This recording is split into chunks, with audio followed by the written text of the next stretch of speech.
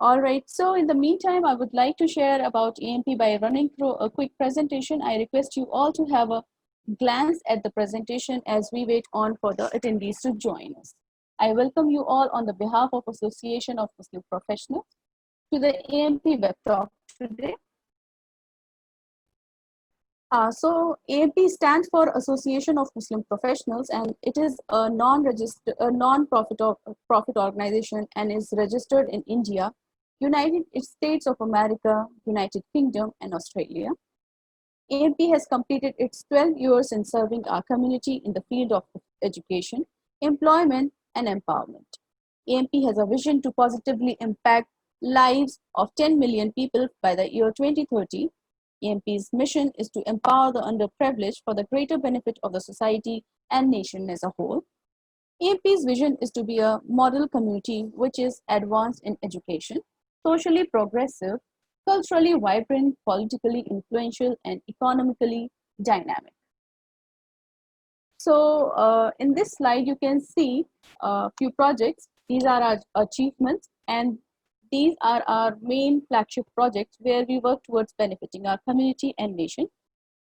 I would just request you to please have a glance at this presentation, this slide. So what AMP has achieved in these past 12 years is right in front of you all in the slide. You can just have a quick glance at it. You'll understand our achievements and what projects we do, what activities under these projects we conduct. So as you see, we got school development programs and we call it SDPs. We also have employment assistance cell, that is EAC, a project called scholarship and self-employment. We also do that. AMP has got its resource center where 600 plus career counselors are working day and night to counsel the students for their career paths. We also do awards and partnerships. So I'll just wait for a few seconds so that you all can, you all can see this slide.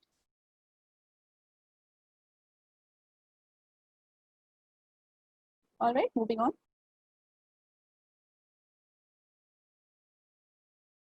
So apart from the achievements, on ground, AMP got more than 100 active chapters. We are present in 25 states and 16 countries with more than 6,000 active members and volunteers. This is AMP's reach on ground presence. We have got this much of volume here. And AMP's online presence, we have 1,25,000 members and professionals who are connected to us through various social media platforms like Instagram, Facebook, Google Groups, WhatsApp, LinkedIn, and Twitter. So if you wish to join AMP, you can just log on to www.ampindia.org/joinamp, and we will be glad to have you on board with us. All right, guys. So I'm sure who are present here must have got a fair idea about AMP and its working towards the community welfare. And moving forward to the session, I welcome each one of you once again on behalf of AMP. I'm Humaira Kabir. I'm your host today, and I'm working as operations manager at AMP USA. Along with me, I can see that Saeed Bhai has joined. So along with me, I have Saeed Bhai with us. Yeah, Assalamu Walaikum Assalam, Saeed Bhai. So about Saeed Bhai, I would just like to introduce you all briefly that he's a director of technology at Swift Learning Services from Hyderabad, and Saeed Bhai is our AMP Hyderabad chapter head also. So I would like to introduce you all to the speaker of today's session, Mr. Salil Tamboli, who is a senior software engineer at ZF Group with 5 years of experience in Python learning language. So I would now request Saeed Bhai to take over from here. Before that, I would just like to announce one thing, that since this is a learning session, and somehow due to time constraint, few important topics are left uncovered. So for today's session, we will extend the time by 15 to 20 more minutes. I would just request you all to please kindly pay attention to the lecture today. So over to you, Saeed Bhai, if you would like to start from here. Thank you. Yeah, good morning. Hi, everyone. Good evening. This is Saeed here. I welcome you all to the yet another session on Python programming by Mr. Salil Tamboli. At the end of the webinar, okay, we will take your questions. And meanwhile, if you have any questions, please feel free to put those questions in the chat box so we can address them accordingly and avoid unnecessary chat conversations. So because that might be distraction to the speaker and the other participants as well. Thank you so much, and over to you, Salil bhai. Thank you. And is my screen visible? Just say Yes, it yes in is. the chat box. Yeah. Yes, it is. Yeah.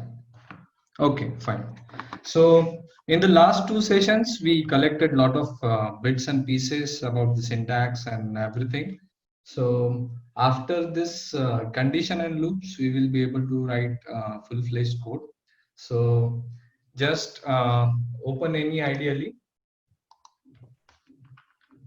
Let's start coding and let's start with the conditions. So as we know, we have learned data types, we have learned syntaxes, we have learned inputs and outputs, and we are now in the stage where we have to write individual Python programs. And for that, we always need to construct a code like conditions and loops to write any kind of logic. So let's start with if condition. So what is if condition? Like most of us will be knowing, if condition is nothing but just a conditional block where you verify something, and after verification, if the result is true or if result is positive, you execute some code, and if result is not positive or according to your expectation, you execute some other code. Okay, so let's see how it can be done in Python. So let's open ideally, and let's see, we have a variable var is equal to, we have something 1 2 3. Now we have to check whether our var is 1 2 3 or not. So for that and after that, if it is 1 2 3 or the number is as our as we have expected, we execute the if condition. So it is like if var is equal to 1 2 3. Now, like in the last session, we have learned or discussed like what this kind of we call it operators. This is equal to operator. This is compare. This is like it checks whether both var and the provided values on the left side and values on the right side are equal or not. Okay. Yeah. So let's see, if var is equal to 1 2 3, then we say print success. So var is not 1 2 3 because we have given var is a string. Okay, so let's try it again. When we pass proper value, it prints success. Okay, this is very simple. We don't have to spend much time learning this if condition. So there are several types. We will discuss those types, how we can construct and condition if condition. Yeah, so there is just a simple if like this is just an if. Then we can add else also with it. So let's see, let's take the same example and else print var has another value. Okay. Yeah, so since we have passed the correct value and the comparison operator checks var is equal to string 1 2 3, it comes under this block. It comes under this block and execute this line. That's why we can see on the console success has been printed. But if it is not true, or I give some other value 456, it says var has another value. It prints this thing. So this is how the else block works. When this condition fails, when this gives failure, when this gives wrong result, when this gives false, this block does not execute and it passes execution to else block. Okay. Yeah. So let's take now we will use more advanced example. Like say we have a my list is equal to 1, 2, 3, 4, 5. Okay, and we use membership operator now. So if 2 in my list print my list has 2 element,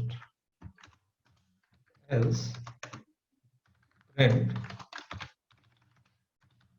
my list doesn't have element 2.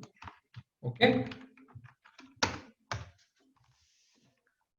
so after we execute this, you can see the condition and the execution, whatever we have done here, we have used membership operator. So it checks whether 2 is part of my list or not, whether 2 is part of my list or not. So this is true. Yes, 2 is part of my list. That's why this condition holds true, and then it executes this block. But if it is not true, let's say I take some other number which is not part of this list. I take 10. So let's use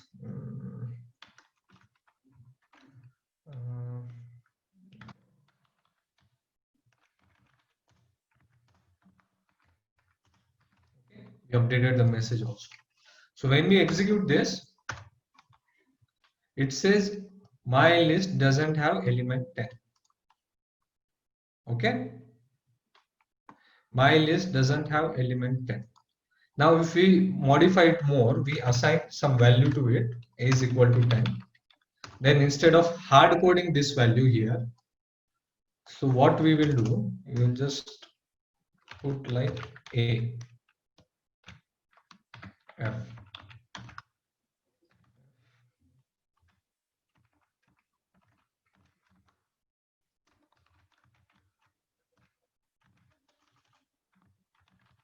Okay, so now this way our program is complete for if. We just have to change the values of a so that it will automatically take values of a here also. Okay, remember this f string, we covered this in first session. Okay, so when we execute this, my list doesn't have element 10, so it automatically takes a's value. A is 10. Next time if we say a is equal to 30 and we execute this again, it says my element 30, my list doesn't have element 30. Okay, understood? If is very easy, if condition is very easy. There are a few things like we have just if, then condition. Okay, let's write in this way. Then again we can have if, then we can again have some condition. Okay, then same way, this is not allowing me to edit. Let's open a file, new file. So this is kind of syntax of everything. Like if you write your condition, then code to execute. Okay. Then again you can have if your condition 2 code to execute 2. This way you can have n number of if ladders one by one above with new conditions, and you can easily construct if condition with multiple things. Okay, let's see one example here. Let's take this only. If b in my list, my list have element b.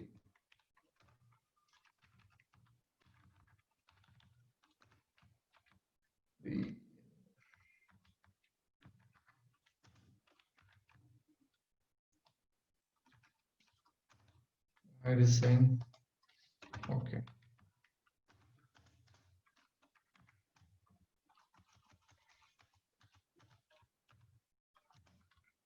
If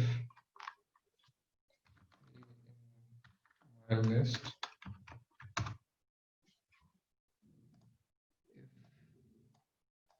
okay, it is not allowing me if ladder anyway,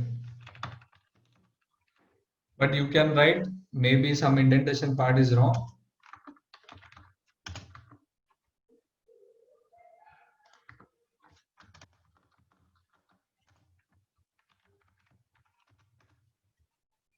Valid syntax. Okay.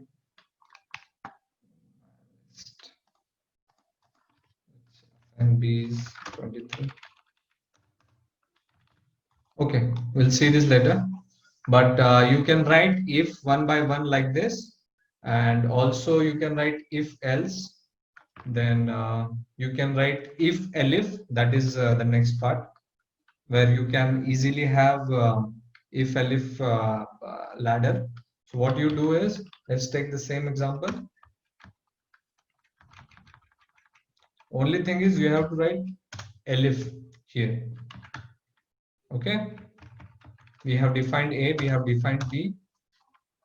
So we have given A is equal to 30 and B is equal to 23. Let's increase this. If C in my list, this is the same thing. I hope you're writing code with me. This is for your understanding, or maybe you can note down the crucial parts, what you want. And else, print element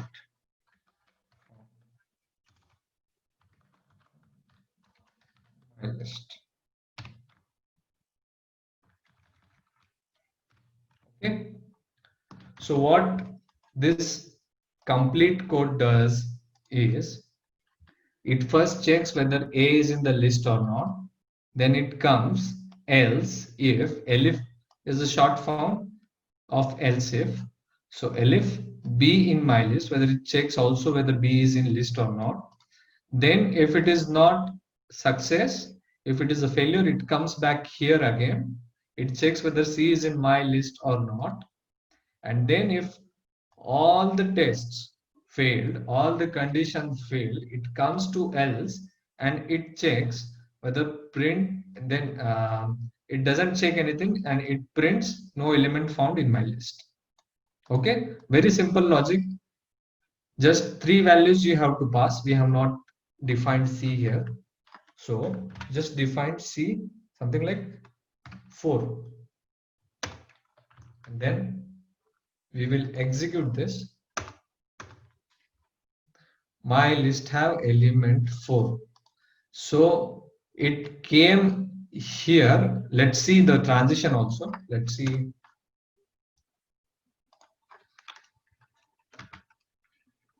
Transition also.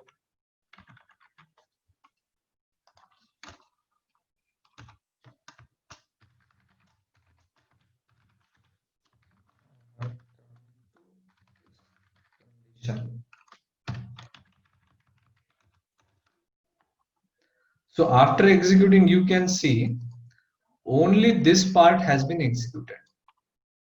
Only this part has been executed because C has value 4 and 4 is a part of my list. What is my list? My list is a list of 5 integers. 4 is a part of my list.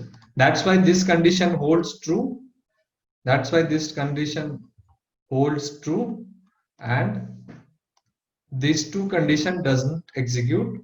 This condition execute, and since this has been executed, else has been neglected. No need to execute this. But what if the three conditions, whatever we have written, doesn't execute? Let's see. Before that, let's define C something else. We'll do C 10. Now we have given C 10, so this condition will hold false. Okay, let's execute this. So you'll get the message, no element found in my list. Okay, hope you understood the if completely. If is very simple, it just checks the condition given here. It has to be a non-zero value. Whatever result you get, it has to be a non-zero value here. What I mean is, if I say if 0, then I am 0.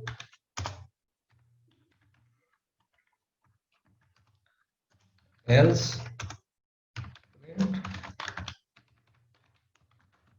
I am not 0. Understood? Anything which has meaning 0, any value close to 0, or if you give false, which is the boolean, if you give 0, false, so I'll list out the elements. First is 0, then false, then empty list, then empty set or dictionary, then what else, then none. None is a keyword in Python which says nothing. It literally means nothing. It doesn't hold any value. So here you can see false holds something, false internally in the memory something it has. 0, it has 0 value. It's an integer which has been stored, but none has nothing. That's why the keyword has given name none.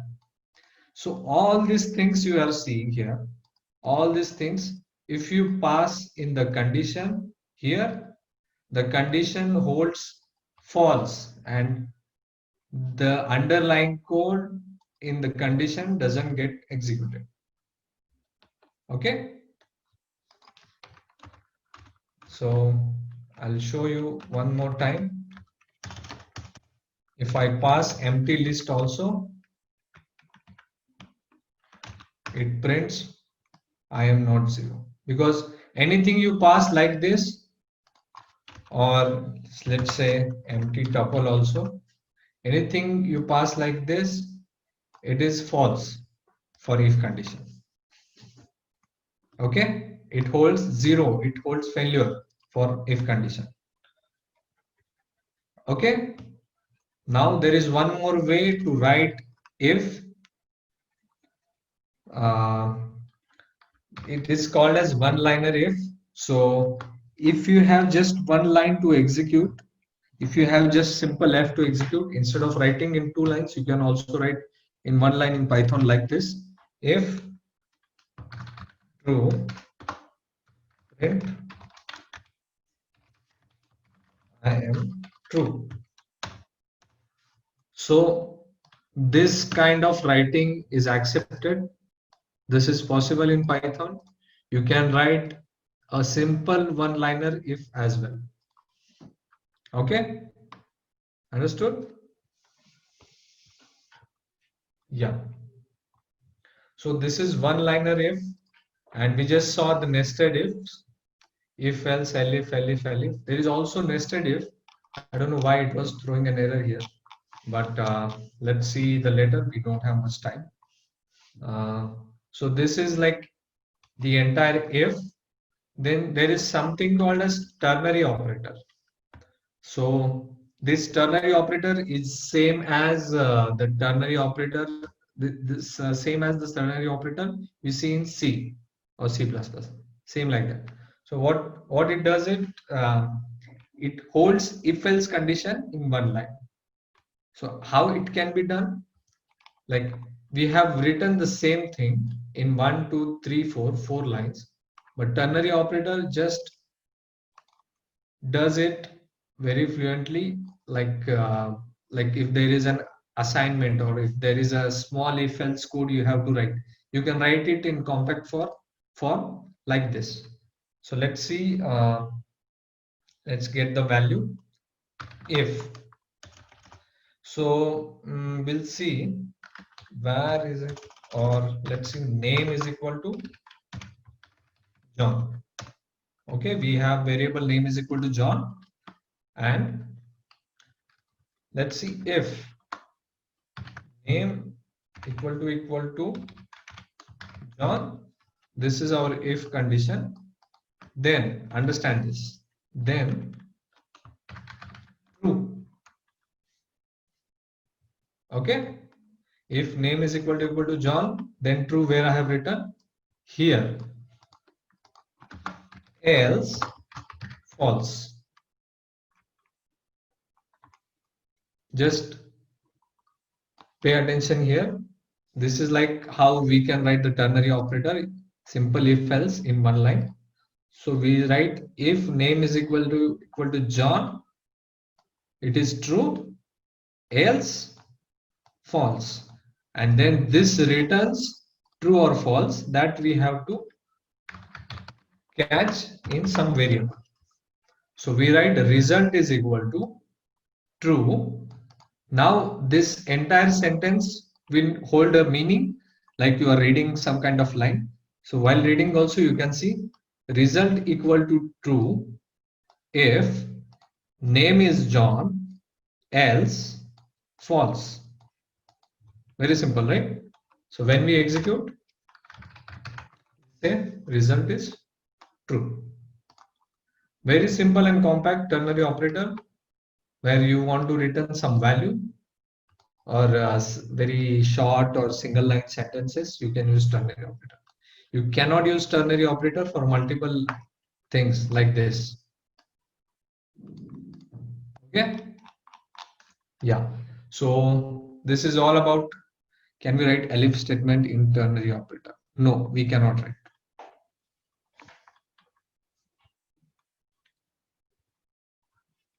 Okay. So this is all about if. And let's move to the loops now. Now we will be able to write a proper code. So let's write some code. Let's save this somewhere else first. If you are not saved, it's a desktop. Sample 2 or py. Save. Okay. And let's say we have something like write a program to verify if the list contents are integer. Okay. So we are writing this program to just understand how to write the loops. Okay, so if you have computer with me, you can just write with me. Okay, so let's see how to get this. Write a program to verify the list contents are integer. So we have a list my list is equal to, we have 1 2, then we have a string, let's say John, then we have something called one more list inside, then we have a dictionary, let's say A, and then we have 1 B. Okay, so we have a pretty good list over here which has multiple elements, and what this question asks us is to fetch these two integer values, or let's say take one more value in between. It asks us to verify, or let's say get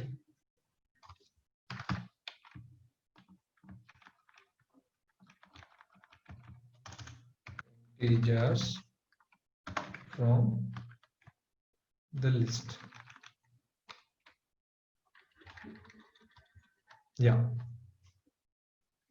Now this list has multiple datas: integer, string, again list, again dictionaries. Okay.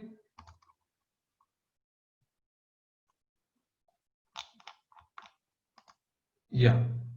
So I think you can enable the chat. I think chat is enabled. You can ask the questions on the fly. Okay, if you think something is difficult for you to understand. Yeah. So let's write the program. So for this, we will be using a for loop.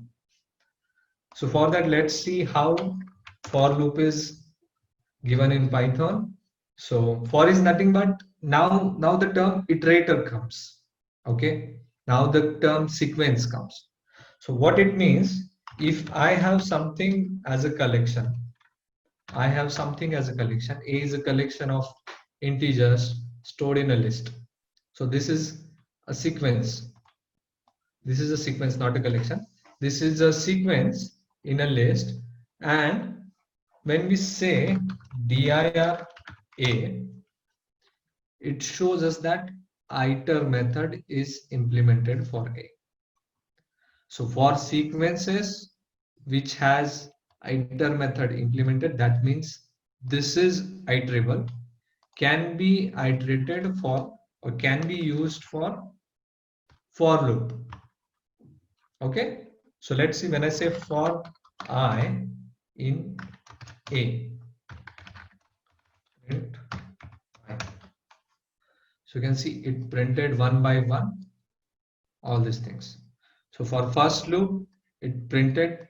So what it means that I takes the value of every element one by one.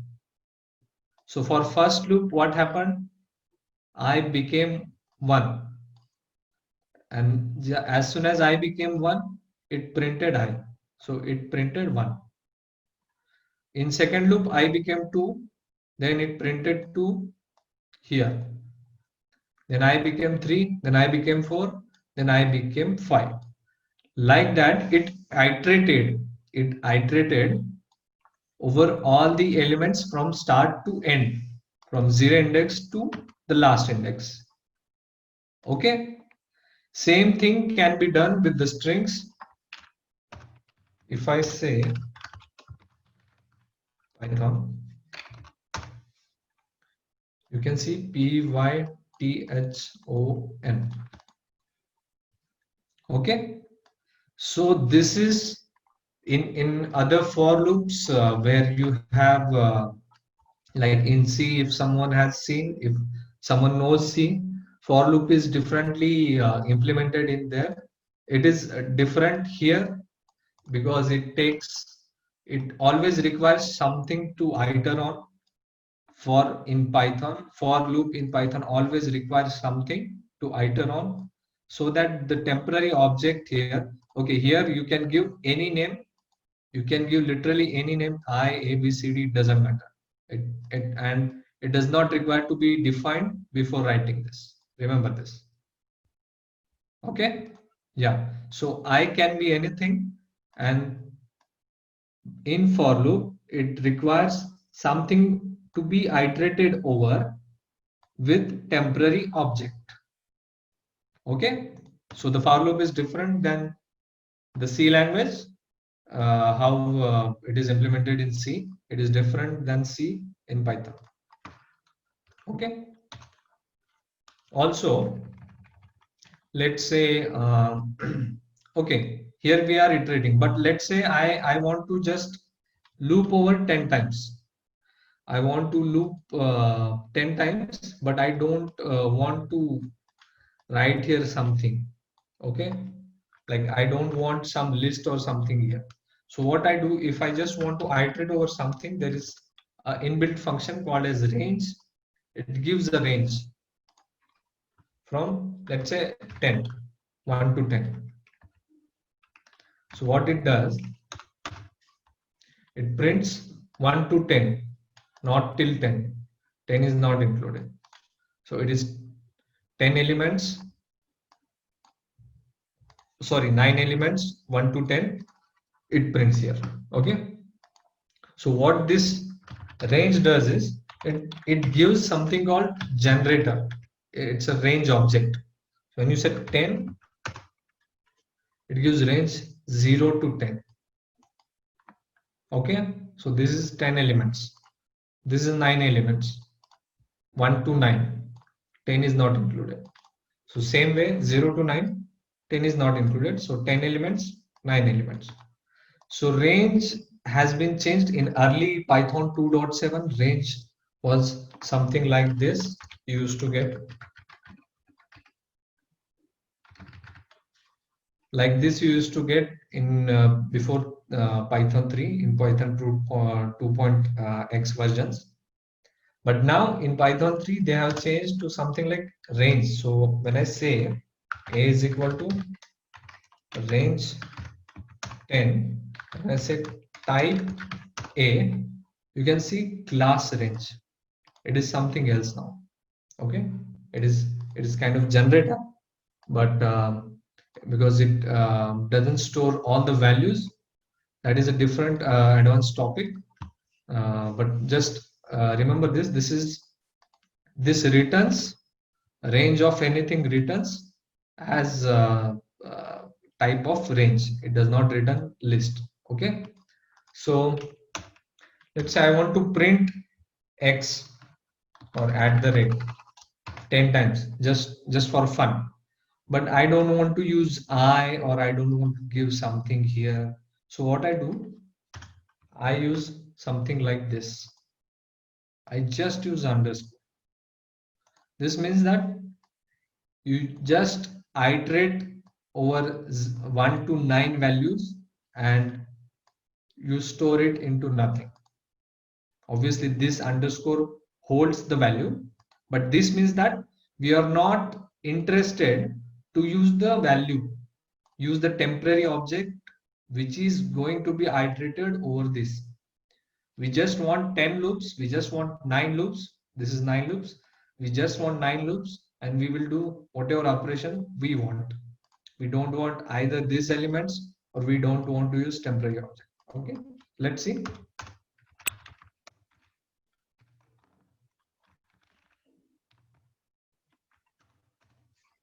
You can see.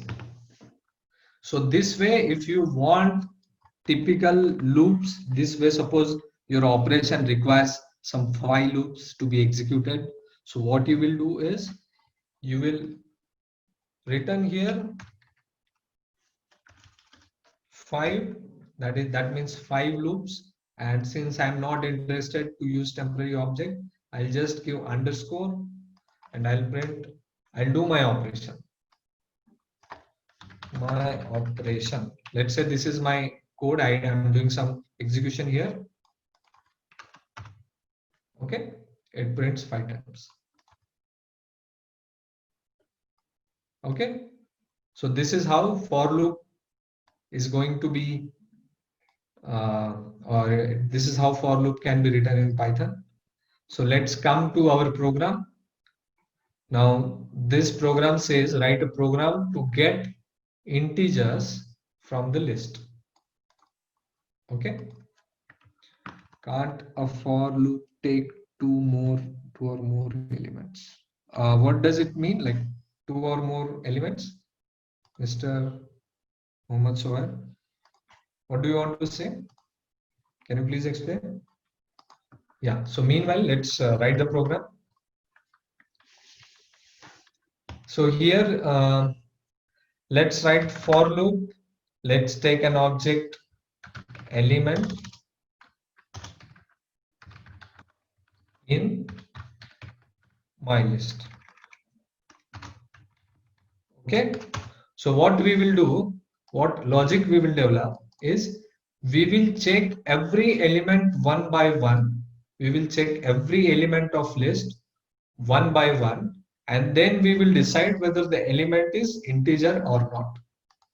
Based on that, we will check whether based on what data type it has, we will decide what to do with it. Okay, so for that we will iterate over each element. Element is a temporary object. We will write here if element, or let's say we'll use is instance. So this is an inbuilt method which checks whether the instance is of type integer or not. Okay, so like I said in the previous session, everything in Python is object. So it simply checks whether this object is of integer class or not. So what we'll do, element comma int. Okay, if it is instance of class integer, come here, print integer found, and then we will write le.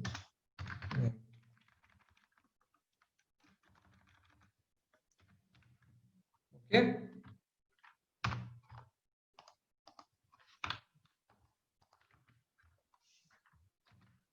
understood what we have written?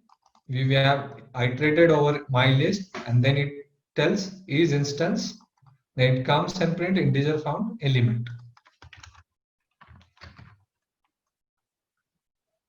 Let's run this program.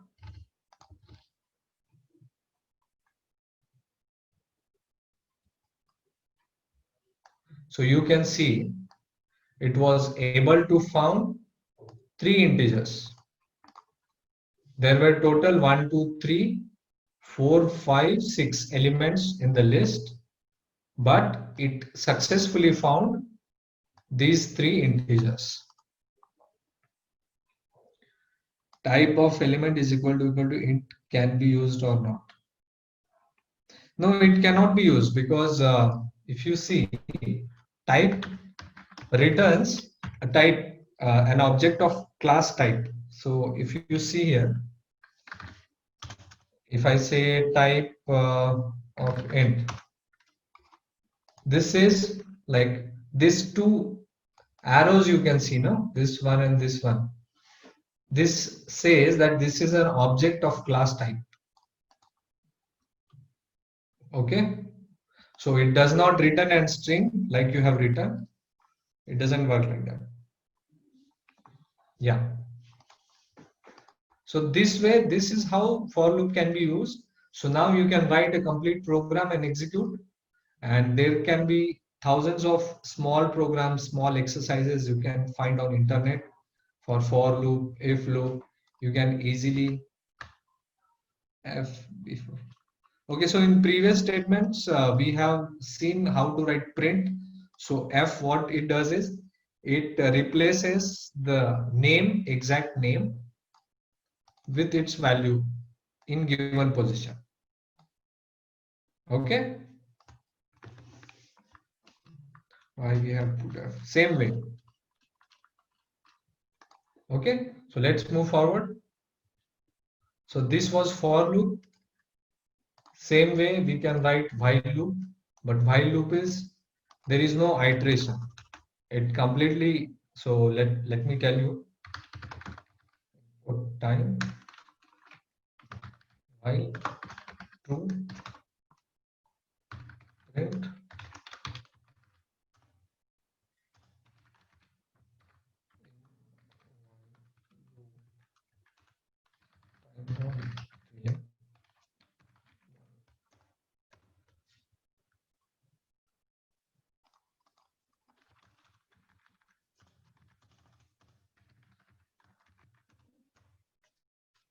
Okay. So what is while loop? It doesn't take anything. What we have given here is we have given time of 1 time. Just a minute. I'll drink water.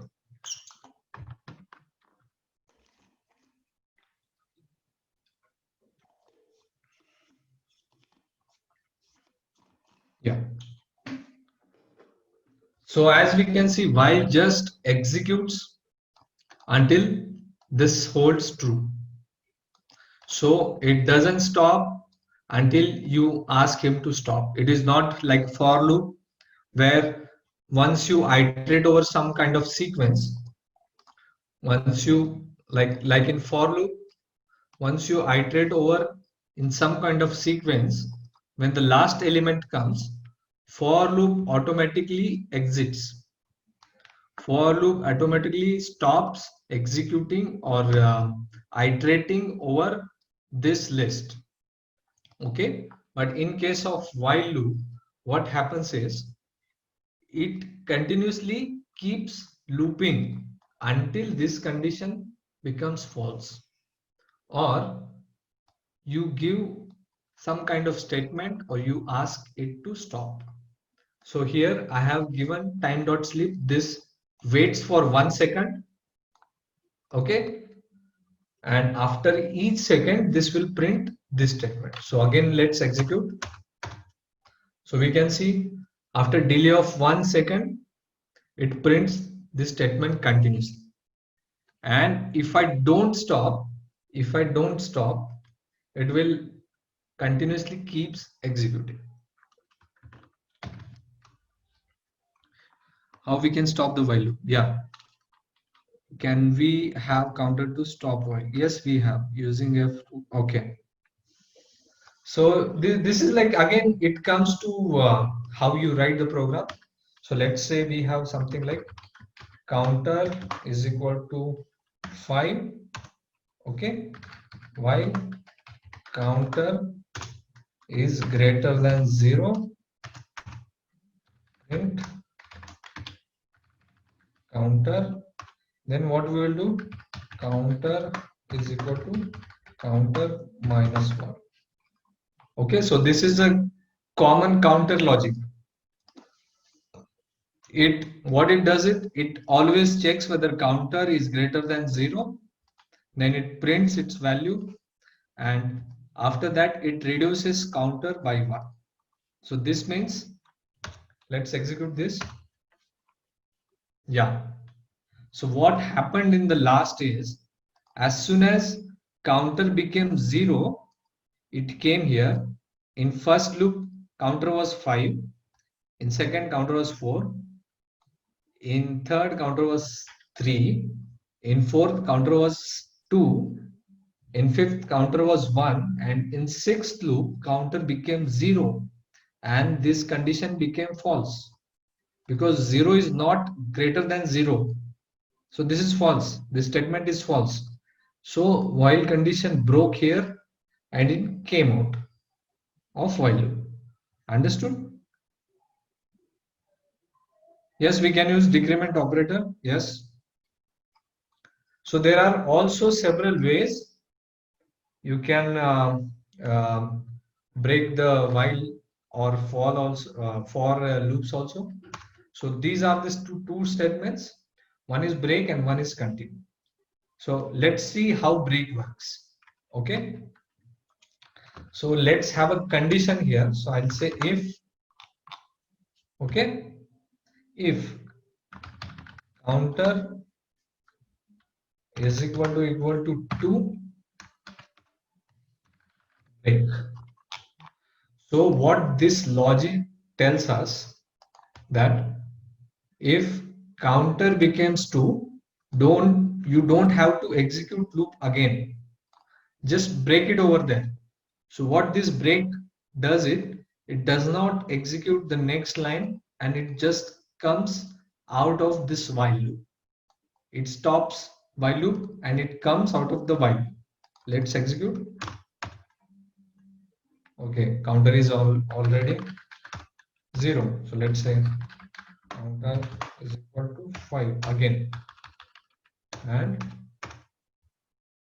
so you can see, as soon as counter became 2, as soon as counter became 2, it came here, this condition became true, this condition holds true, and it came inside it, and break statement has been executed. And that's why it broke the while loop and it came out.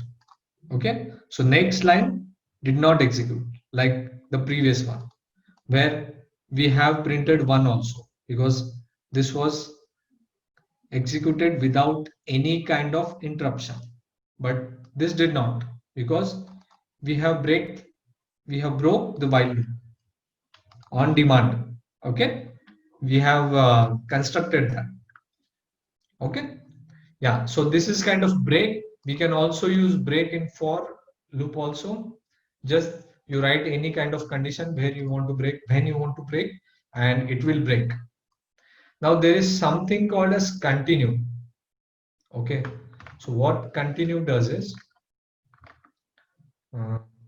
let's modify the same example. Let's make counter 5 again.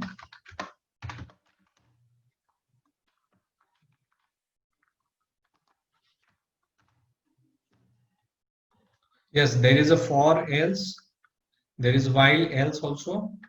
Let's discuss that also. So what happens is, here let's say continue, let's increase the value.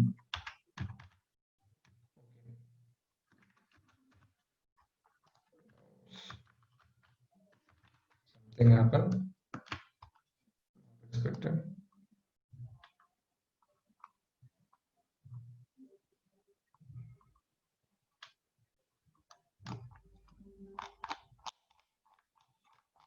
Yeah, so you have to move this line.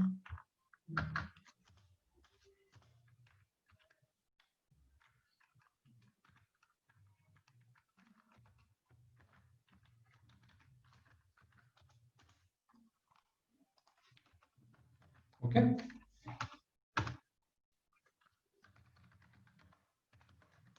so counter is 5. So you can see number 3, you cannot see number 3 over here in the prints.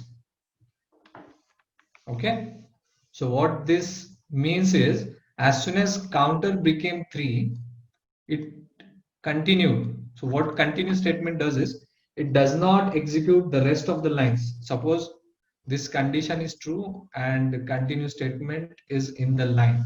So what it does, it does not execute whatever lines, how many lines doesn't matter. Suppose there are 5 lines after the continue, it does not execute 5 lines. It goes to the next loop again. It goes to the next loop again with another value. That's why we printed 4, it came here, we printed, but we could not print 3 because continue statement told while loop that okay, no need to execute the rest of the statements in the loop, just loop over another value. Okay, so this way continue doesn't break the loop, but it asks loop to skip something. You just remember this. Continue doesn't break the loop, but it asks loop to skip. Okay, and breaks the loop completely. It comes out of the loop. So someone mentioned it can be used else. Yes, so else can be used like this. So suppose everything is done. After this, what? So we will write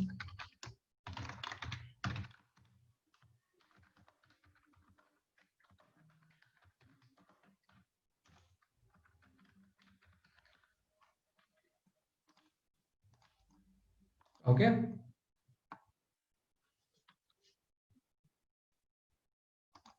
So else part can be used here. When you complete the for loop, it automatically enters into else. Okay, the same way you can write else for while also.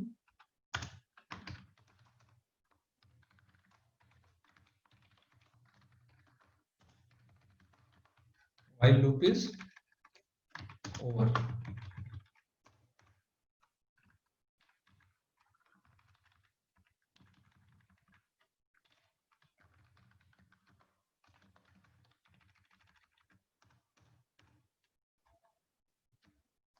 Okay, so else is nothing but like a tell, we can say it is the tell part where if you want to have some kind of execution as soon as the loop is over, you can write your part of code here in the else.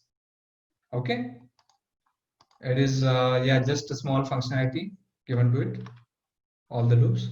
So these are our loops.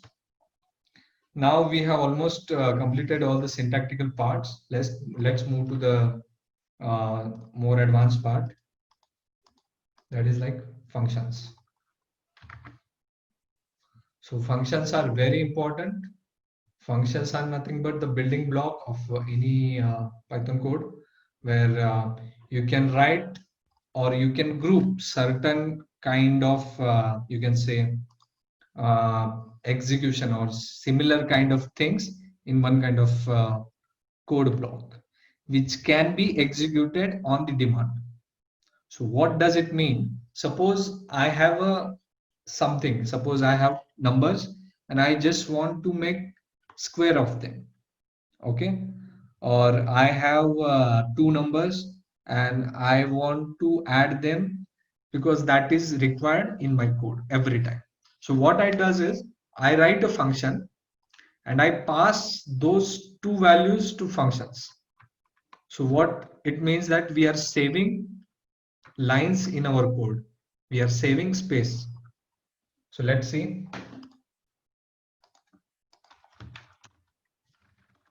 Def loop executioner, let's say any list.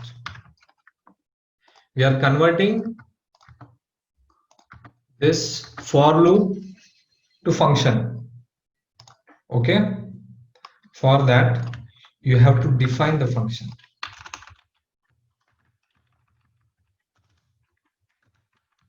You have to define the function and then you have to call the function.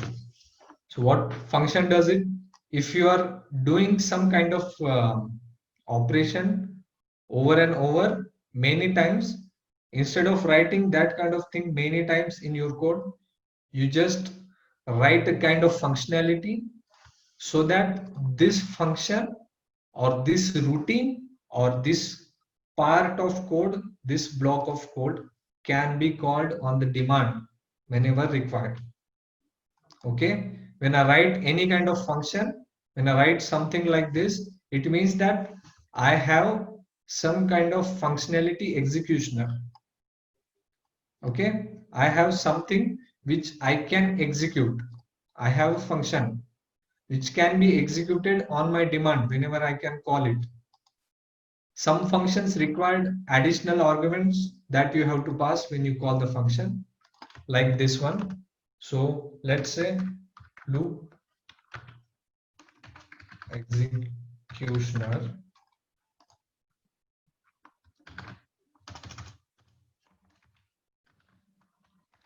This is the function name, loop executioner. You can copy directly here. And we are calling this function by passing my list.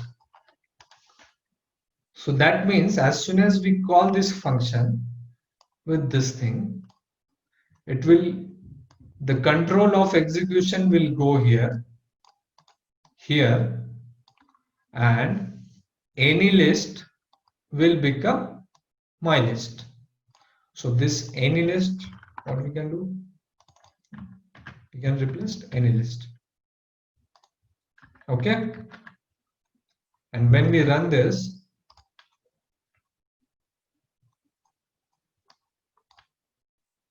you can see we have executed this successfully. Let's see how we can pass multiple values. We will store this function. We have stored this function over here. Okay. Now we will pass different values to it. Let's say I'll just pass 1, 2, 3, 4, 5, 6. I'll just pass this list, all integers, okay? Or I'll pass only some strings.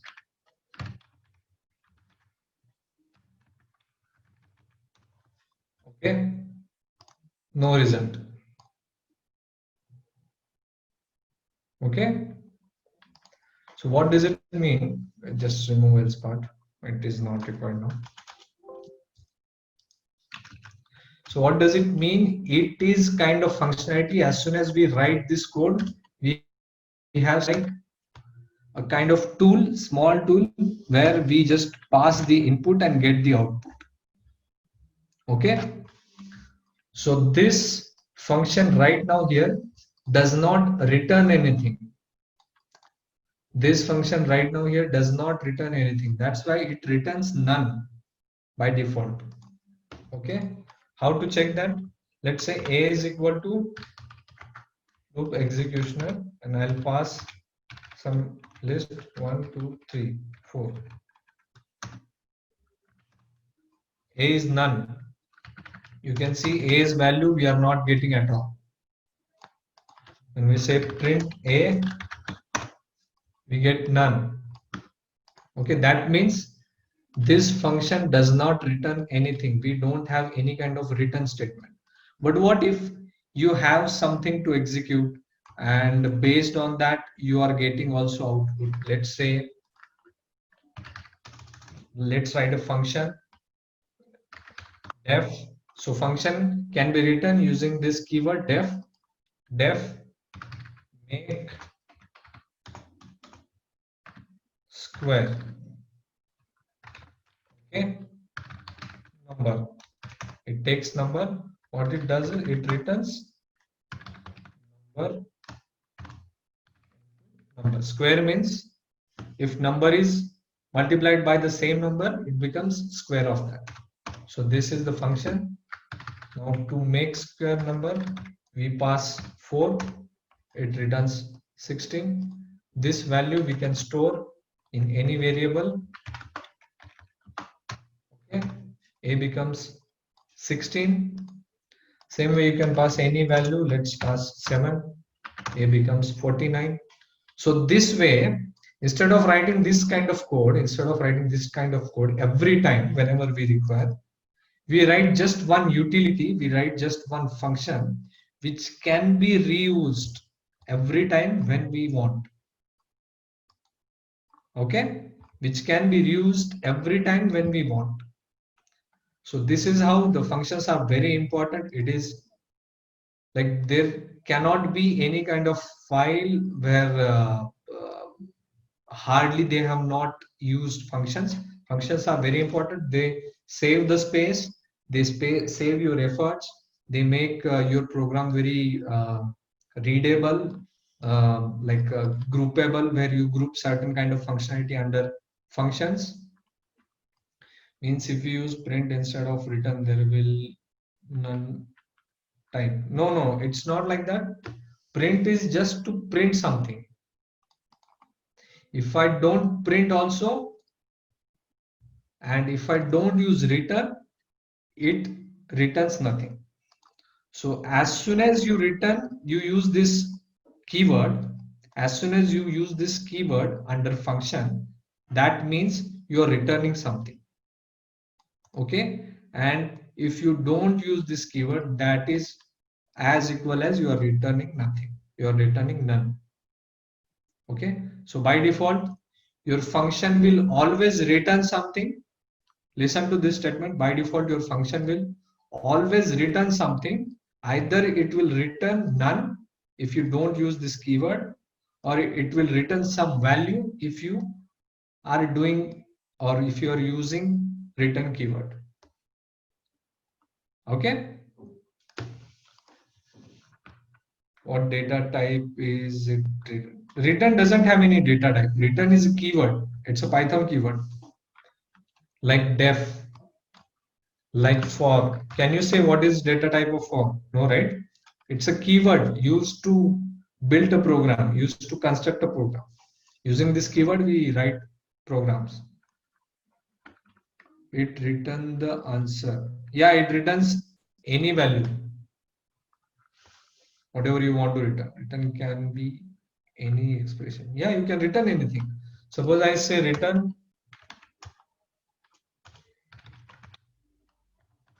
hello. Though this is the wrong statement, I have used wrong way to return. It will always return some wrong value instead of returning make square. Okay, let's see. I have passed make square number 7 and let's store it in A. A is hello. It is not returning the number into number. That is because I am returning as I wanted. Can we find a cube of a number? Yes, you can. You do simply return the cube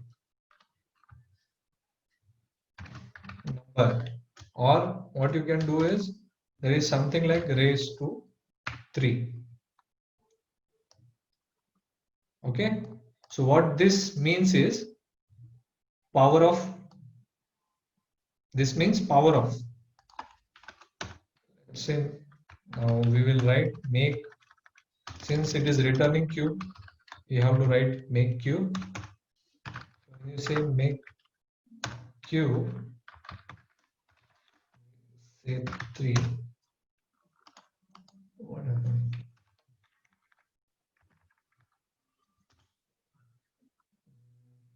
Sorry. Yeah. Okay. So that was something like or bitwise operator. This is how you use power of. Okay. This is how you can use power of. If replace return keyword with print will it will return last. We need to specify the data type of returning value. No need to specify. This is not like C. You do not need to specify whatever you are returning. There are some standard keywords. As you will write more advanced Python code, you have something like this. It is returning, since it is returning a kind of integer, you write here int. This is optional. This is not permanent. This is not permanent. This is not a required part. This is optional. If you don't write this, that's okay. This is just to present here. This has been just written here because someone, when another guy reads the code, another guy reads the code, he can understand, okay, it is returning integer value. Okay, this is called type. This has been introduced newly in Python version 3. So it doesn't matter. Make square, if you pause 5, 25. So here you can actually tell what it is returning, but this is not required. You can simply write like this and you can return whatever you want. Okay. Now let's come to the arguments. Whenever you write any kind of function, if there are input required for execution of the function, you can pass that input as an argument to the function here. Yes, it is called bitwise operator. Yeah, XOR. And whenever you pass the argument, there are several ways you can define those arguments. So what does that mean? So it means that I should always pass this argument here. If I miss, if let's say make square and I don't pass anything, if I miss, it throws an error saying missing one required positional argument number. This means that I always have to pass argument to function make square. Understand? But there are several ways where you can make this number optional. Right now, this is required.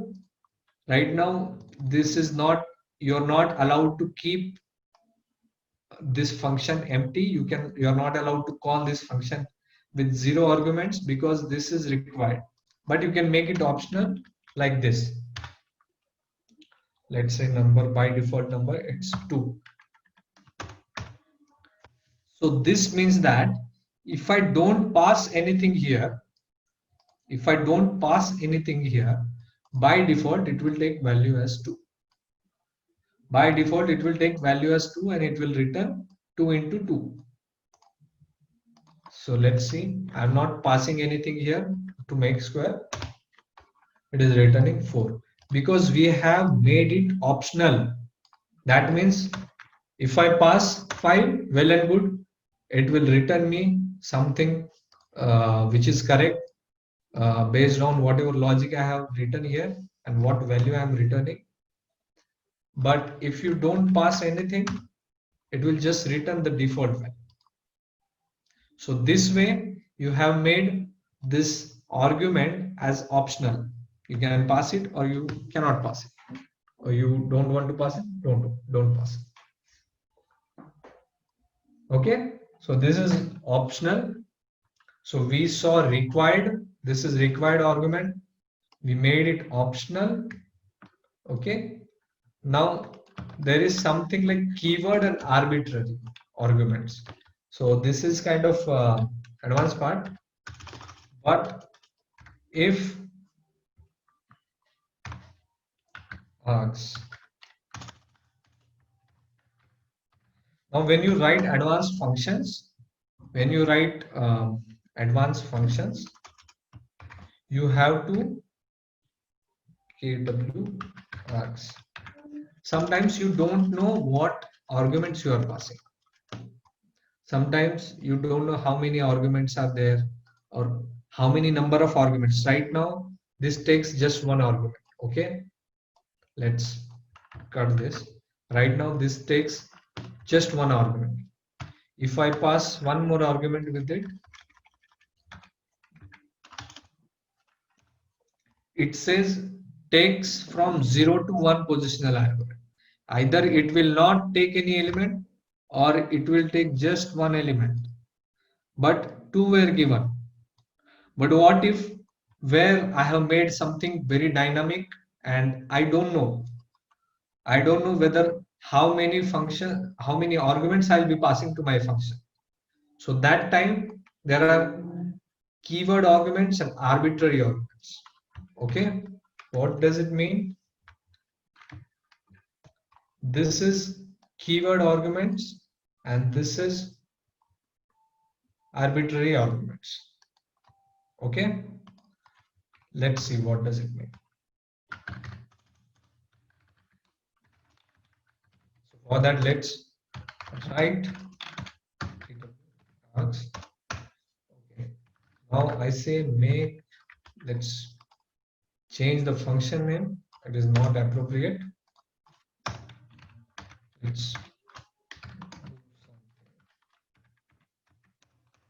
This is for advanced Python functions where I am not sure how many arguments I will be passing. I am not sure how many values I will be passing as an argument to this function. That time you have to write this way. Okay. So when I say args do something, I'll pass 1, 2, 3, and then I pass a is equal to 4, b is equal to 5. So you can see what does star, yeah, we will cover that. What is star and double star? What is single asterisk, double asterisk? We'll cover. Yeah, so you can see it has printed args as 1, 2, 3, and it has printed k args as a is equal to 4 and b is equal to 5 in dictionary format. Okay, so what does it mean is this is arbitrary. I have not defined anything. This is completely arbitrary. I have passed any value without assigning to any variable. This is just arbitrary hours. So simply arbitrary means that I have just passed without assigning to anything. But when I pass with the keyword, when I pass A is equal to 4, when I pass B is equal to 5, when I pass with the keyword, it takes it as a dictionary and stores it. Okay. So this way you can pass multiple arguments.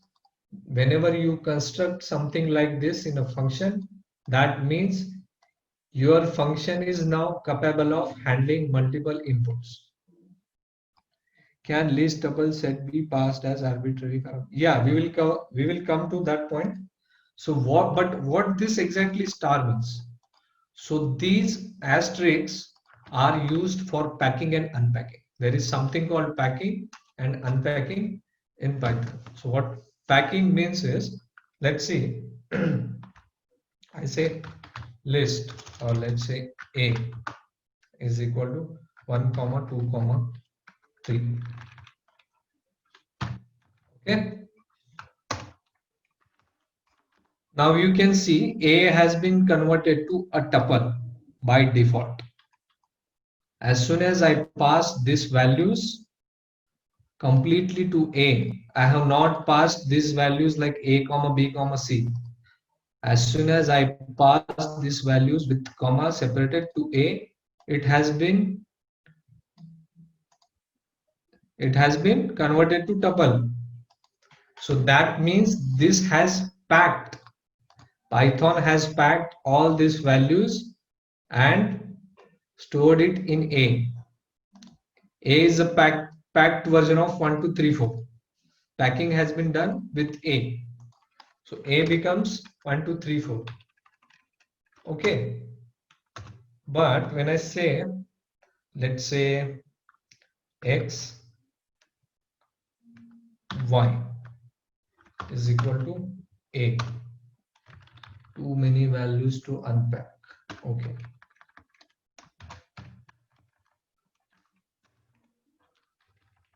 Three.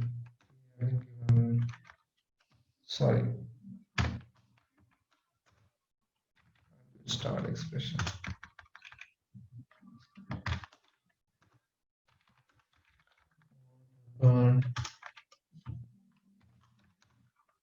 Yeah.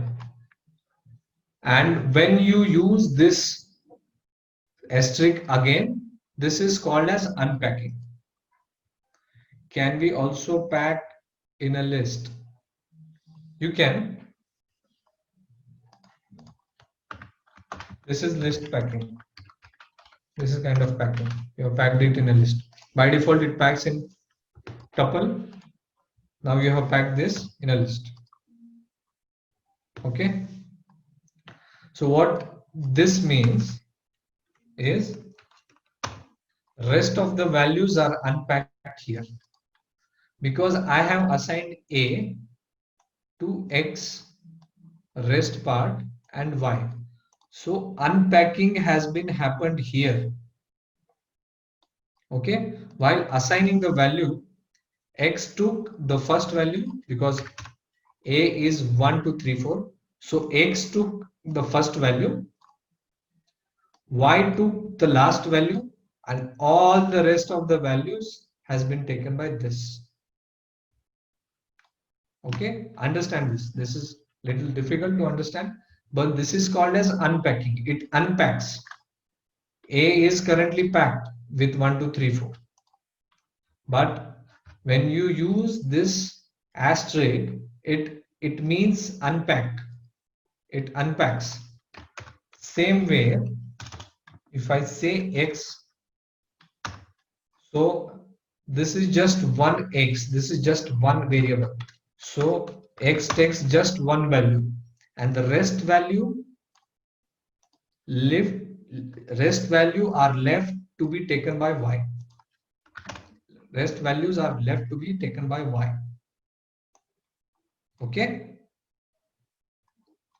Can we use any letter? Yeah, we have just used a letter. This means that, okay, I don't want to take 2 and 3. What I want is I just want the first element of list and I just want the last element of the list.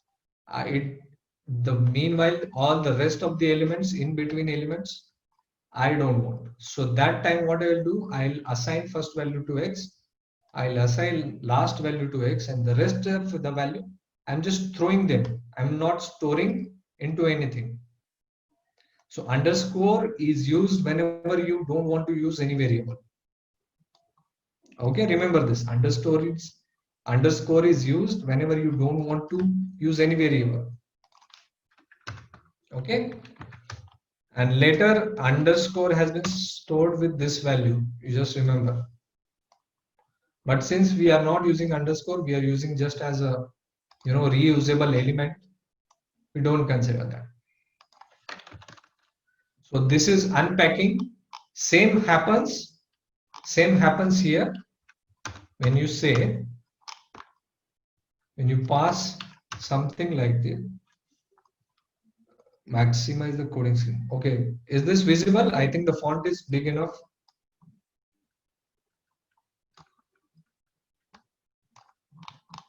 I think the font is big enough. So what this means that whatever arguments without this I have passed, it has been stored in args, and all the keyword arguments with the key a is equal to 4, b is equal to 5, it has been stored in list. Okay,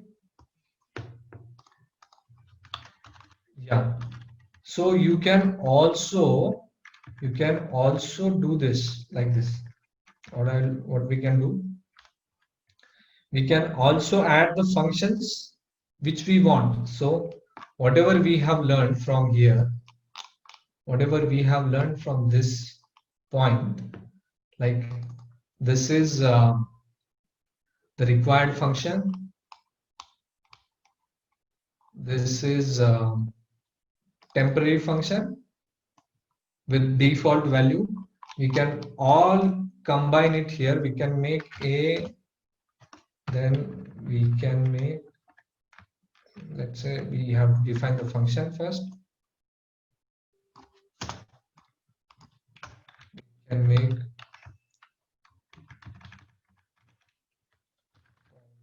let's say required var, then we have default var which has value 10, and we have args and pre-args. Now your function can take any value, okay, and to do something you have to pass the required var. Let's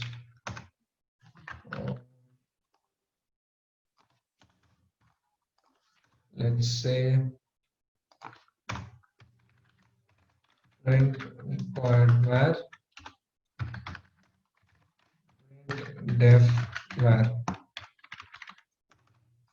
Okay, and now when you say do something, we will pass required var as 10, and then we do not pass anything for default value because it has been always given 10. It has been already defined as a value 10. So we can pass, and we can also, we can't even it is on us whether we want to pass the value or not. So let's say we pass 20, then we pass 1 2 3, which will go to args, and then we'll pass this. So you can see we can combine all this kind of arguments and we can make the function as we want. This is very, do we have to put with a? No, not required. With a, what do you mean by a? Mr. Munir.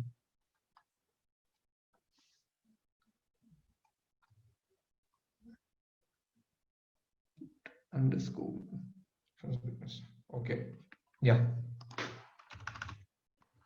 So this is how we use the function. This is used in advanced functions. There are more advanced topics, but since we are in the beginning session, We are in the basic session, so we are not covering that. Require var is to be given by user. Yes, this is required variable, and if we don't pass,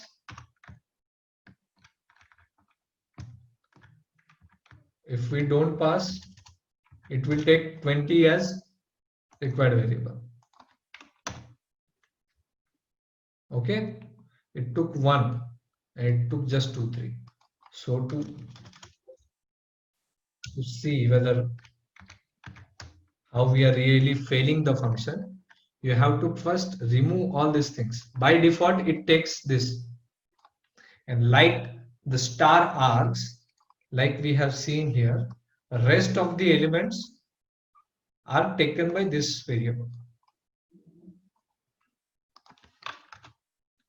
Okay, missing one required positional argument, required var. Can we swap? Actually, that is not allowed. Swapping is not allowed. This positioning is very important. Let's see if I do like this, it will throw an error.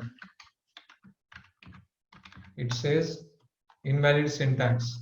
This is not allowed. Even if you pass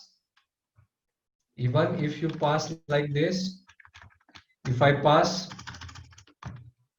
A and B, and then if I pass 1, okay, it says positional argument follows keyword arguments. So positional argument is always preferred. It has to be always the first. This is the positional argument. It has to be always the first.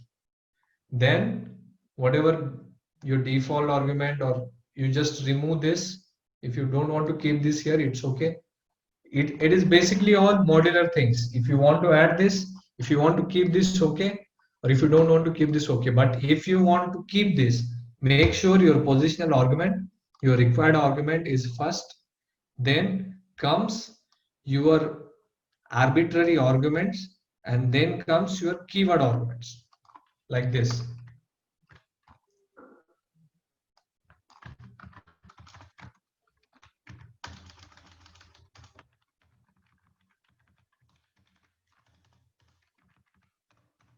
Okay, like this.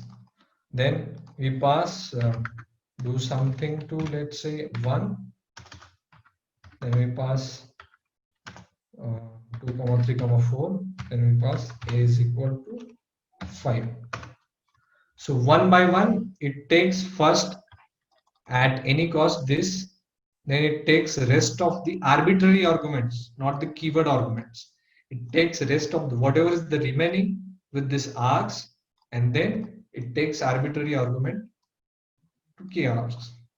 By default var is 10 is not printed. No, because we removed the default one. Mandatory to use. I'm not understanding. Maybe you can ask in more detail, Mr. Shaus. Yeah. Okay. So this is the way the function can be written in Python. Now there is something called very compact function on the go, that is called as lambda function. Now we have seen all these kind of function, this, that, but when it comes to let's say a very small function like make square,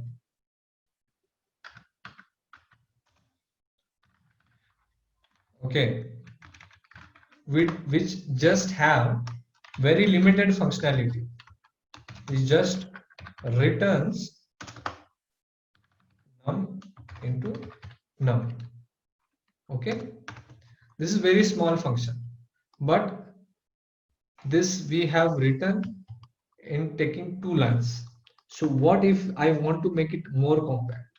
What if I want to make it a one-liner function? So there is something called as lambda function, which is also called as nameless function. So what you do is you assign that function to some variable. Let's say make cube is equal to lambda it takes number and it returns number into 3. Done. This is my lambda function. Args and hours, are they keywords? No, args and kw args are not keywords. You can use any string or you can use any name over here. It doesn't matter. It is just for the standard showing, it is just for the example. These two words are not the standard words. Okay. Yeah. So coming back to lambda function. So lambda function is done. This is the very compact function. So this means that I am giving input as num, I am passing something as num, and I am returning cube of num.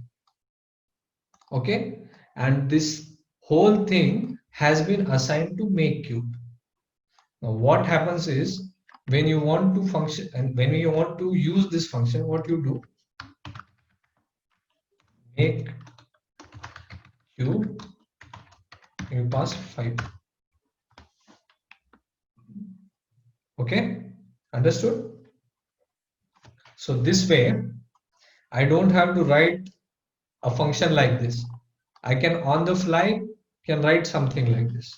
Now this comes very handy. This comes very handy when you are writing big programs where you don't have to unnecessarily write some functions.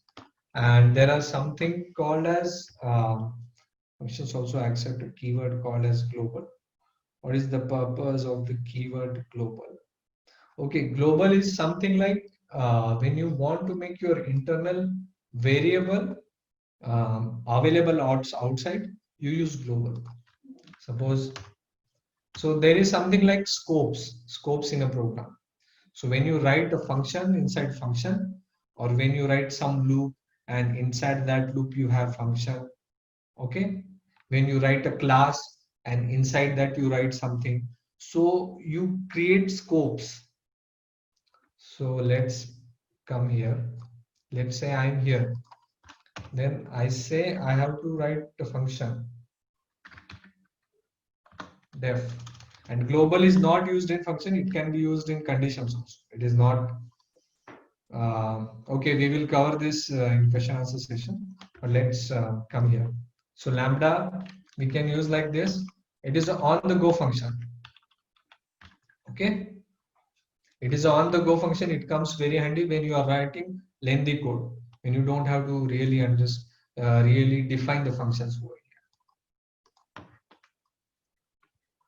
And make sure you can use the lambda function only if your function has one line to be executed. Only when your function has one line to be executed. Remember this. Okay.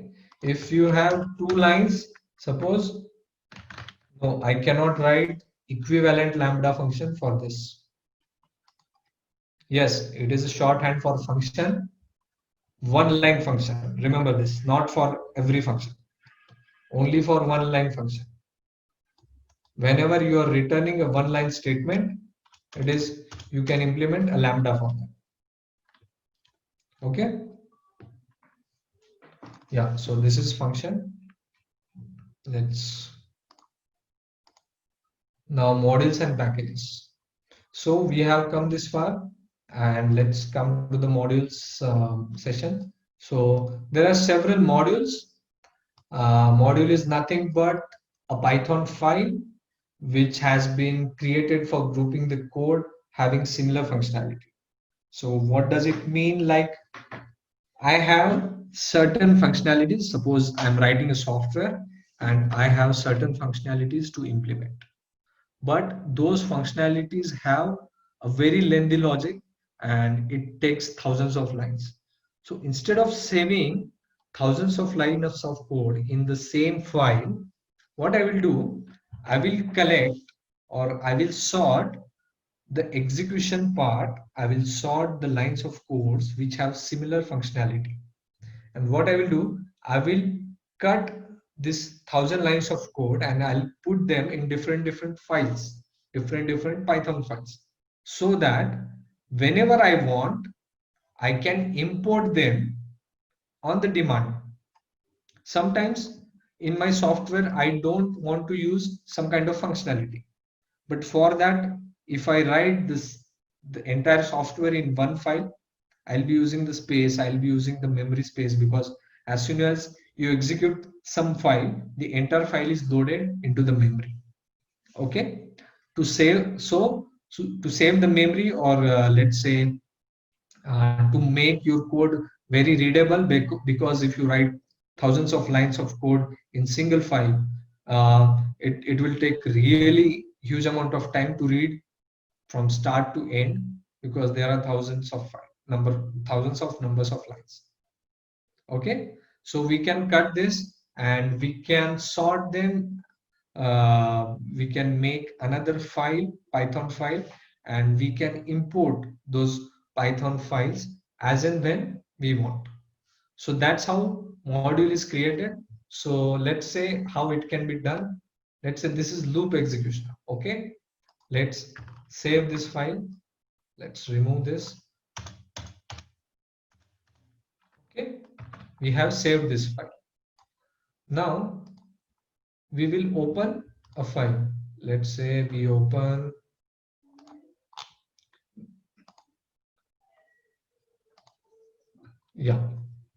so we have one more file in the same location. Now what I want to do is, I have some functionality.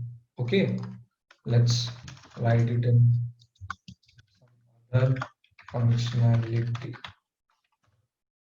Now what I want is, I want to use this functionality in my code here. I want to use this functionality, loop executioner, in my code. So what I do, I import. Import is the keyword. Using import keyword, you can import this file utilities, file function, or the entire file code in your Python file. Okay. It is only program practice one. What is? Okay. Okay. Let's concentrate here. Yeah. So import sample SAMPLE 2. Okay. And then use this function loop executioner. Use this function, pass some list, then pass some a, and pass again some integers. Okay, let's save this. Now remember, I'm running this file. Okay, I'm not running this file. I'm running this file. When I run this,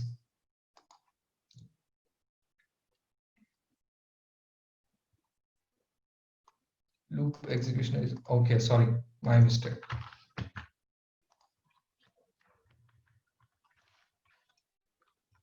So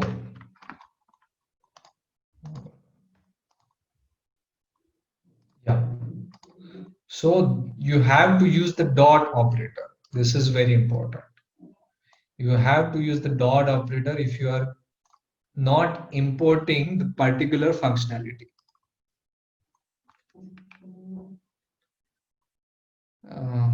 Yeah, so you have to import the dot. You have to use the dot operator whenever you are not importing the specific functionality. I have imported the entire file, and this loop executioner is the function defined in this file. So sample2 dot loop executioner, I'll pass this. But what if I don't want to use this dot and this thing? Or what if there are several functions? Okay, pass keyword is used to tell Python that okay, we are not doing anything, just pass it. Okay, means do nothing. What if I have several functions, but I don't want to use these two functions? Then what should I do? So then we import the specific function. Then we use from sample2 import sample2 dot loop. Yeah, that is also the one way. From sample2 import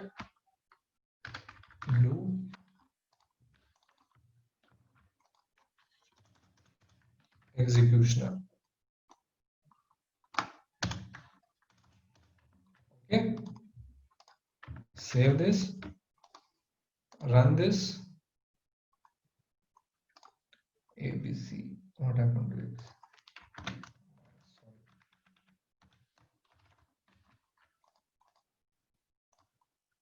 Yeah. So you have imported loop executioner. Let's say, I think this is not going to be, yeah, this is not a valid syntax, Mr. Ammar Ansari.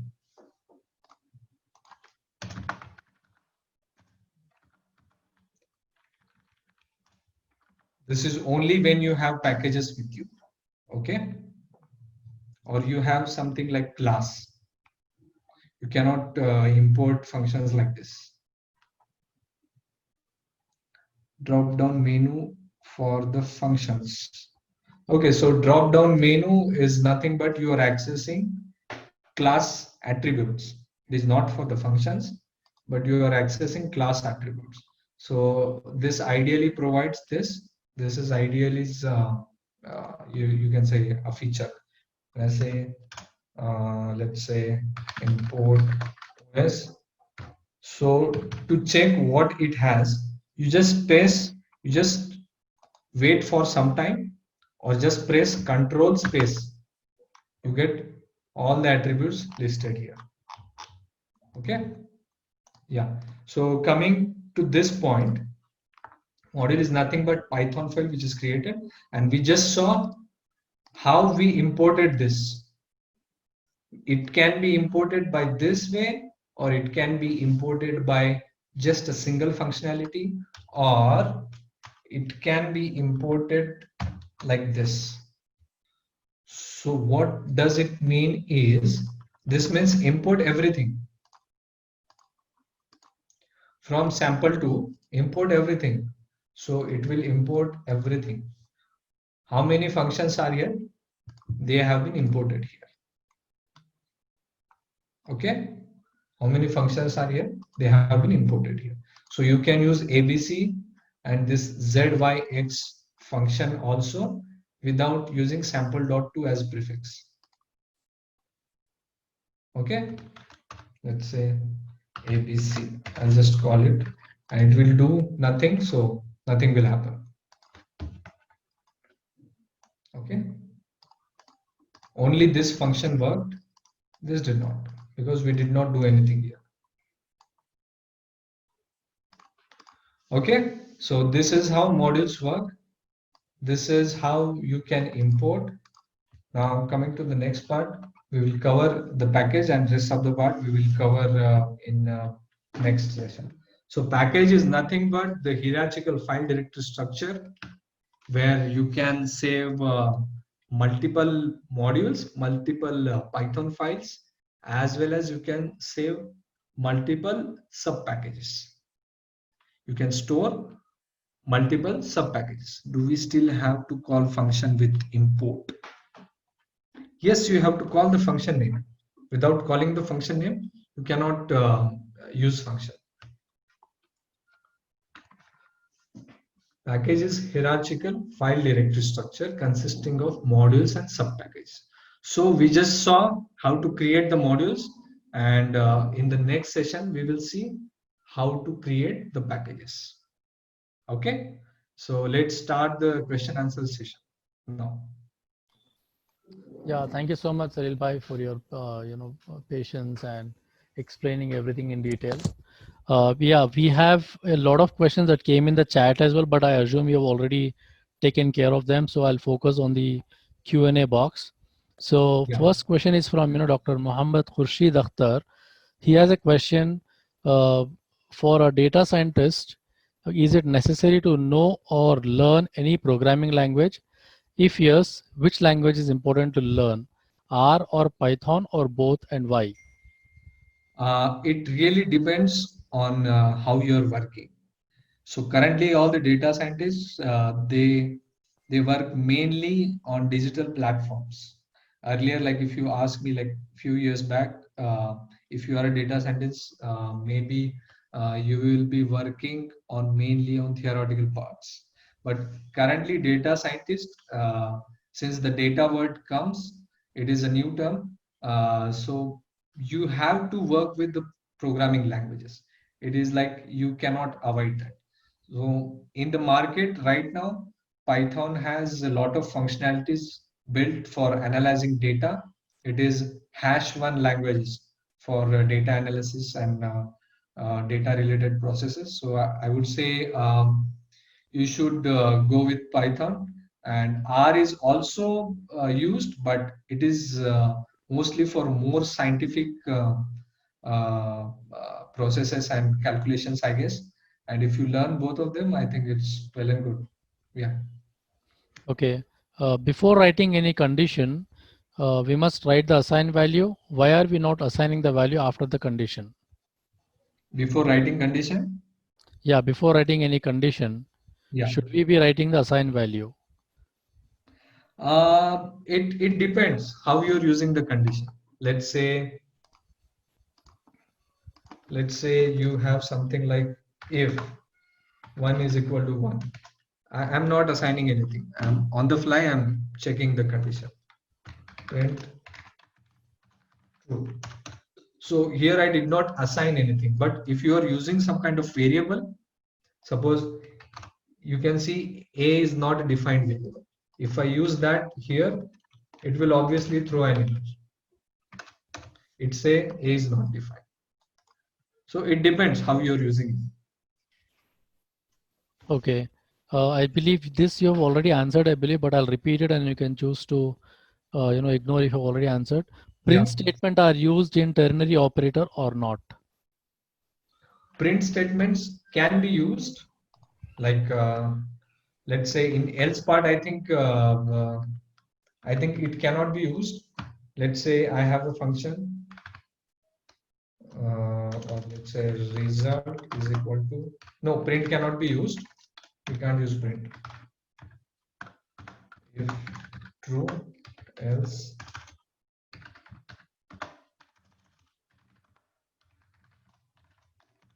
true. No, we can use print. Print is allowed. Yeah. Next Okay. question. Yeah. Yeah. This one I believe you already taken care of. Please, can you explain the flow of nested loop while and for? This I've already answered, right? So Yeah, this has been answered, but yeah, flow this was means asked. This was asked a bit earlier. Okay. yeah, Can you I think I explain the have flow of explained. nested? Yeah, you have already answered it. Okay. And is lambda function just a shortcut for a long program? No, lambda function is meant for handy use. So what does it mean handy use? It means that you have a one-liner function. So you don't have to go to the regular syntax and define it that way. Instead of that, what you can do, you can write a one-liner function. So what it does, it saves your time as well as it saves your space, lines of code. So you can write lambda function only if you have just one line to execute in your function. Just remember that. Yeah.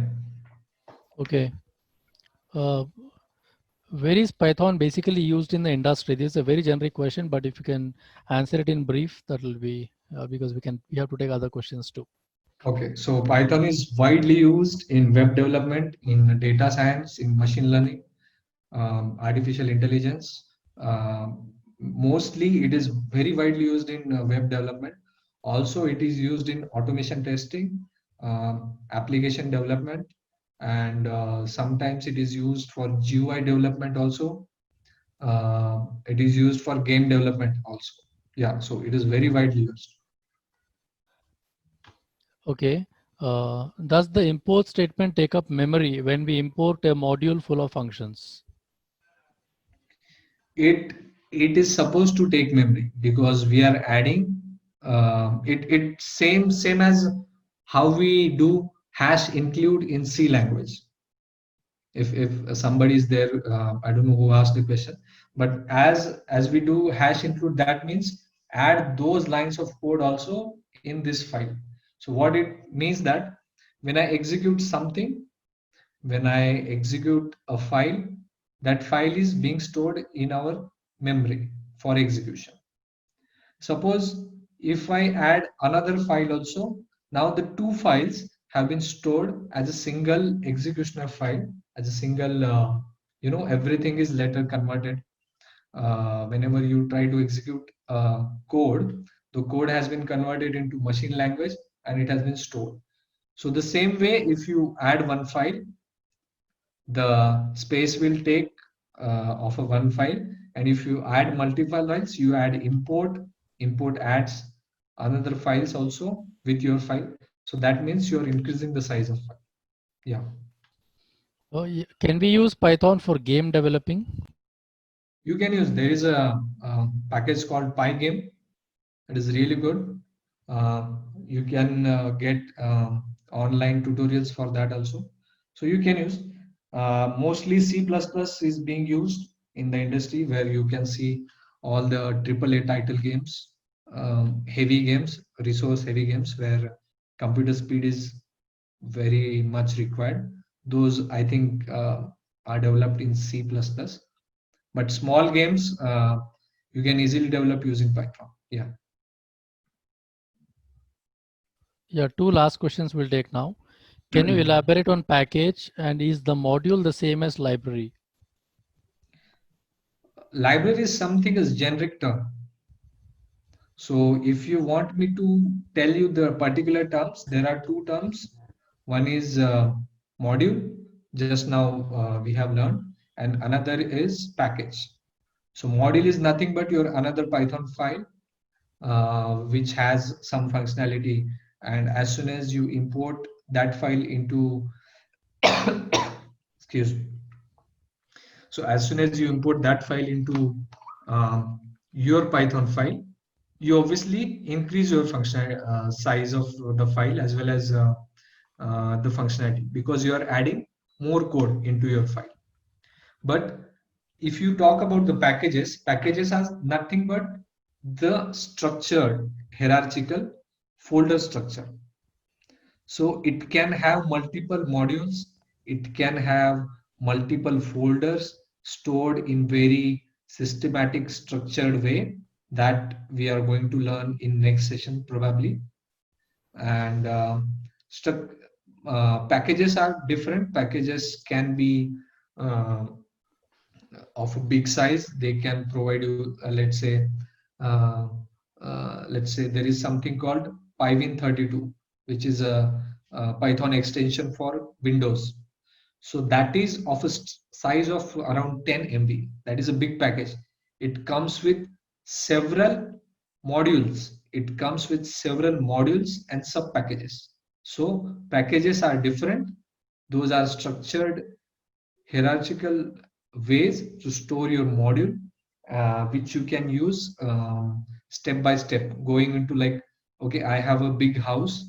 So to conclude this in very uh, uh, in very short way, your module is a room, and your house is a package. So your package is made up of rooms plus floors, or you can say multiple flats. So your building is package and flats are or rooms, you can say scripts modules. Okay, one last question we'll take.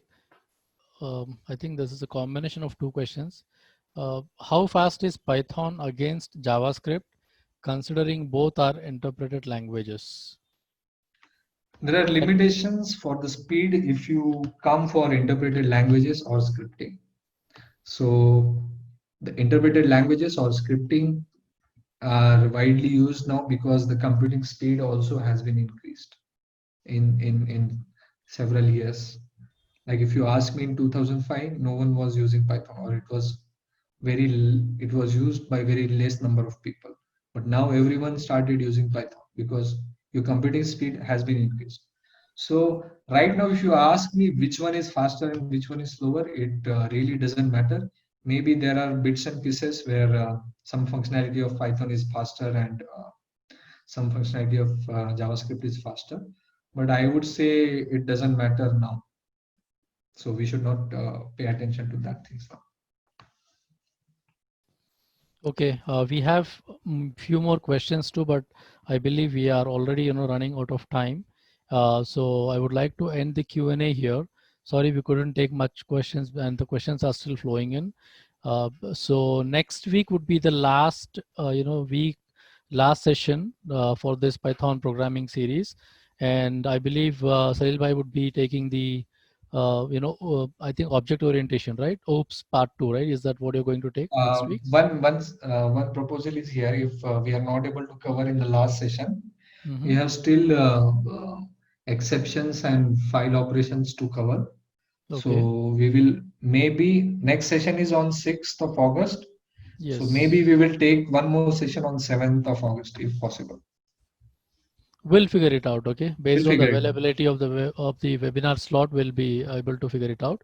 But yeah, thank you so much, Salil Bhai, for your time. Appreciate it, and thank you everyone for joining us and making sure that you were asking a lot of questions as well. And over to you, Humera. Are you available? Yes, Said bhai, thank you. And one more And point. yes, Yeah, and just keep practicing because we have 1 week of time in between of every session. So just keep practicing. Don't forget what we have discussed in the previous sessions. Okay? Yeah. truly, truly. Thank you. So thank you, Salil bhai, for taking out your precious time from your busy schedule for these sessions. Your sessions are so well explained, mashallah. And I'm sure our participants must be finding your lectures extremely helpful too. It is our pleasure to be able to listen and communicate to you through these sessions. Learning from such an expert trainer is so gratifying. Alhamdulillah. So we are done with today's topic that was on file operations exceptions and OOPS part 1. We will be meeting again on 6th August at the same time for the last session of this series. The topic will be OOPS part 2. To all the participants, it is always a pleasure to have you all on board for our sessions. Attending these sessions will always help you all in your professional careers. Team AMP Hyderabad has organized these sessions for you all exclusively so that you all can learn one of the most popular languages of data science for free. So let us not miss this opportunity. If you wish to join AMP and its community and nation building work, please visit the link www.ampindia.org/joinamp. Don't forget to join us on our next session, that is on 6th August at the same time, that is 7:30 p.m. I'm Humera signing off now. Goodbye for now. Good night. Allah Hafiz. And yes, Eid Mubarak. Thank you. So